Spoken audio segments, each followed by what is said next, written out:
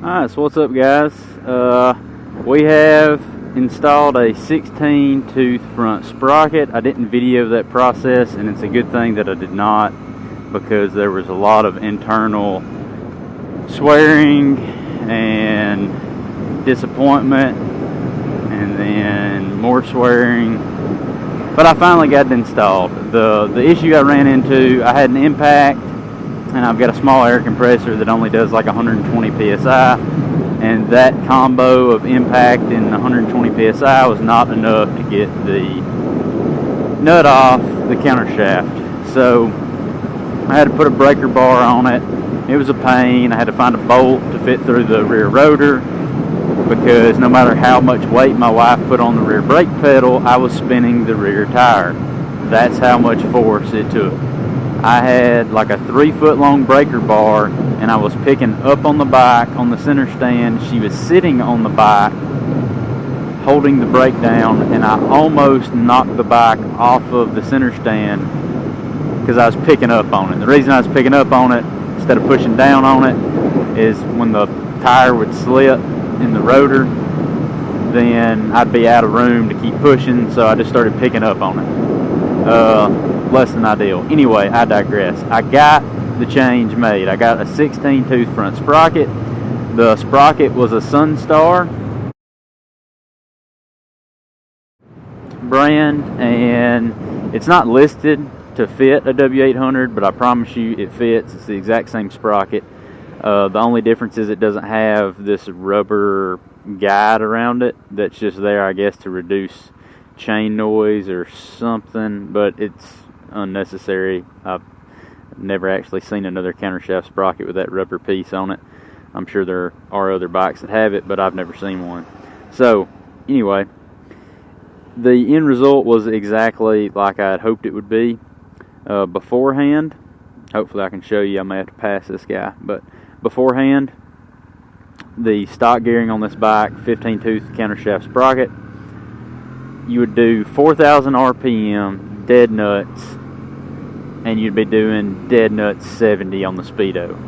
Now, the bike still does exactly 70 at exactly 4,000 RPM. No change there. There's not supposed to be, because unlike an actual vintage motorcycle that reads the speed off the front wheel, this bike reads it off of the counter shaft.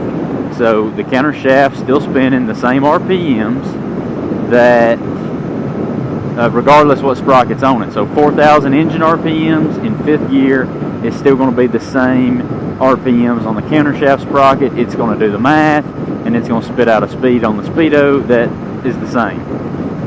What has changed is the GPS. I've got the phone mounted here. Stock gearing 4,000 RPMs. Speedo said 70.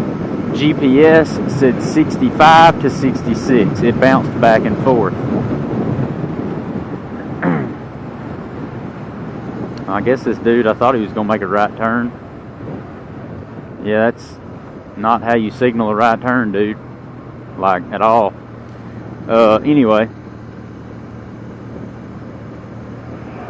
4,000 RPM, indicated 70, true speed 66. Now, with the 16 tooth front sprocket, we can do, about to show you, we'll do 4 grand in 5th gear. We will still be indicating 70.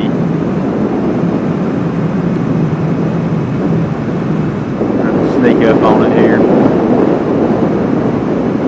So 4 grand, 70, 70. Woo! Pay attention. So anyway, which is exactly what the math said it should have been. Not much else to say. The end result is I can cruise highway speeds now, and I've lowered effectively, I think 300 RPMs is also what the math said.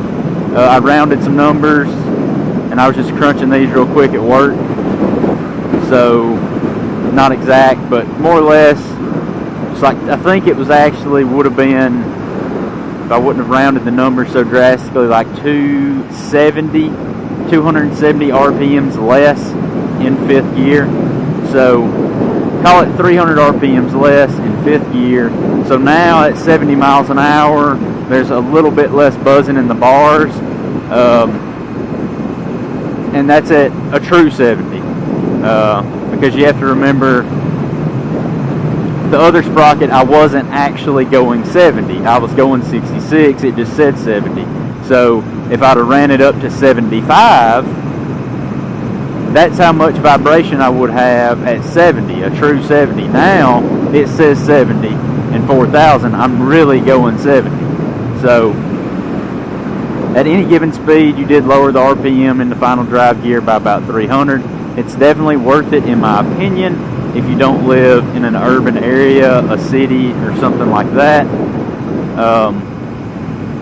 The first gear is still plenty low. And, you know, I've got a gravel driveway at my house. I have no trouble getting out of that driveway. I don't have to ride the clutch. It's plenty fine. So, anyways, I'm rambling. I got to get home and eat this catfish plate I just picked up. So, hope that's worth something to you. You can see the real world result.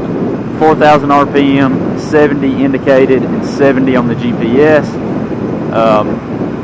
Granted, it's just phone GPS. It may not be dead nuts accurate, but I trust it a decent amount. So we'll take that for what it's worth, and we'll catch y'all on the next one.